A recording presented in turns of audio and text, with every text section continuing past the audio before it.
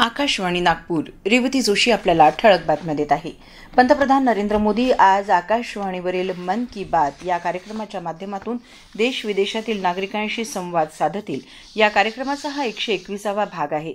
आकाशवाणी, दूरदर्शन तसंच माहिती आणि प्रसारण मंत्रालयाच्या यूट्यूब चॅनलवरून मन की बातच्या कार्यक्रमाचं थेट प्रक्षेपण होणार आहे. रात्री 8 वाजता विविध प्रादेशिक भाषांमधून या कार्यक्रमाचा अनुवाद प्रसारित करण्यात येईल.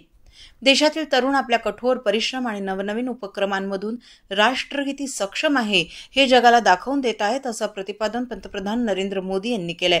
राष्ट्रीय रोजगार मेळाव्यात विविध सरकारी विभागांमध्ये नव्यानं नियुक्त झालेल्या 51,000हून अधिक तरुणांना दूरस्थ पद्धतीनं मोदी यांच्या हस्ते नियुक्तीपत्रांचं वितरण करण्यात आलं. त्यानंतर ते बोलत होते. पहलगाम दहशतवादी हल्ल्यानंतर आपण भारतासोबत असल्याचं जागतिक नेत्यांचे संदेश पंतप्रधान नरेंद्र मोदी यांना येत आहेत.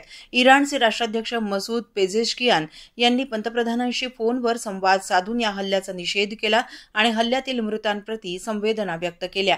संयुक्त अरब अमिरातचे अध्यक्ष मोहम्मद बिन जायद अल नाह्यान यांनी पंतप्रधानांना फोन करून हल्ल्याचा निषेध करीत भारताप्रती एकजूट आणि पाठिंबा व्यक्त केलाय. गृह मंत्रालयानं पहलगाम दहशतवादी हल्ल्याचा तपास राष्ट्रीय तपास यंत्रणेकडे सोपवला असून NIAच्या पथकानं याआधी दहशतवादी हल्ल्याच्या ठिकाणी भेट दिली होती. जम्मू काश्मीरमधील पहलगाममधील बैसरन वनक्षेत्रात 22 एप्रिल रोजी हा हल्ला झाला होता, ज्यामध्ये 26 जण ठार झाले होते आणि अनेक जण जखमी झाले आहेत.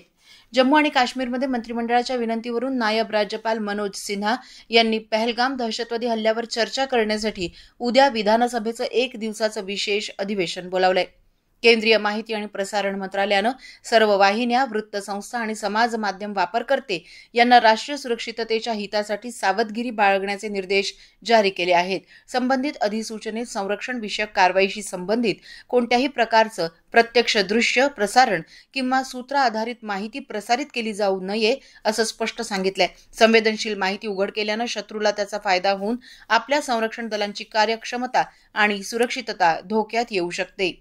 ट्युनिशियाची राजधानी ट्युनिस इथे काल झालेल्या टेबल टेनिस WTT कंटेंडर स्पर्धेत भारताच्या मानुष शहा आणि दिया चितळे या जोडीनं जपानच्या संघाचा पराभव करून मिश्र दुहेरीचं विजेतेपद पटकावलं. याबरोबरच हे ठळक बातमीपत्र संपलं. नमस्कार.